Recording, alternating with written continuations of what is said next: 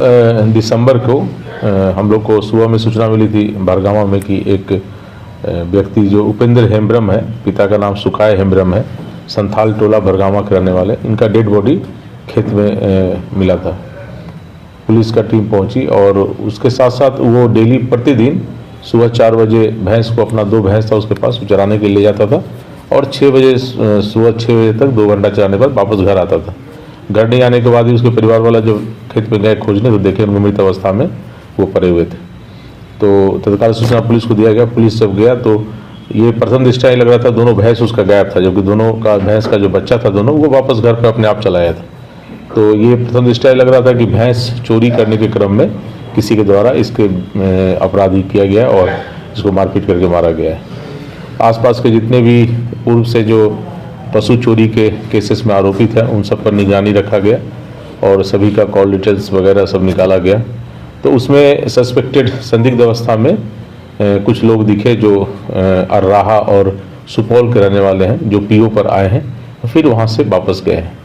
उनके विरुद्ध कल अरेस्टिंग किया गया। उनकी अरेस्टिंग करने के बाद उनके द्वारा स्वीकार किया गया कि उनके द्वारा ही वहाँ जाकर और जो लोकल वहाँ जो स्थानीय अपराधी है उसके द्वारा सूचना देने पर वो वहाँ आए और वहाँ पर आके और उसका दोनों भैंस चोरी के क्रम में जब उसने विरोध किया तो उसको लाठी डंडा से मारपीट करके मार दिया और दोनों भैंस को लेकर और 407 पे लाद के वहाँ से, और ये आरएस थाना में चंद्रदेई हाट है, उस हाट में जाके उसके द्वारा बेच दिया गया है।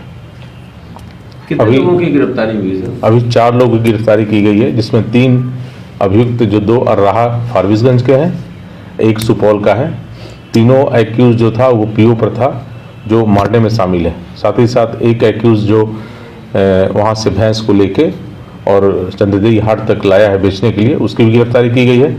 अभी 2 अपराधकर्मी जो लोकल थे, जो स्थानीय थे, जिन्होंने इनको लाइनअप किया था, उसकी भी बहुत जल्द गिरफ्तारी की जाएगी। साथ ही साथ देखा गया है कि जो इसके पहले भी घटना हुई थी, नरपतगंज में भी एक भैंस चोरी के क्रम में मर्डर कर दिया गया था। तो आए दिन ये इस तरह की घटना हो रही है भैंस चोरी का, और वो कहीं न कहीं हाट के द्वारा ही उसको बेचा जा रहा है।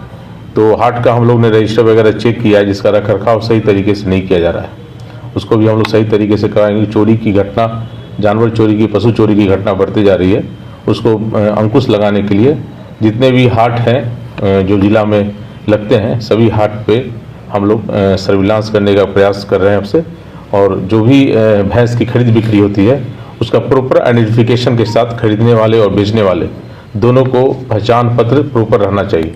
नहीं होने के कारण अपराधी फिर नहीं पकड़े जा रहे हैं। इसका भी हम लोग आगे प्रयास करेंगे, आगे इसके संबंध में पत्र भी हम निकालेंगे और प्रयास भी करेंगे। अभी तत्काल जो भैंस जिसको बेचा गया है हाट में आके, उसको भी पकड़ने का प्रयास किया जा रहा है।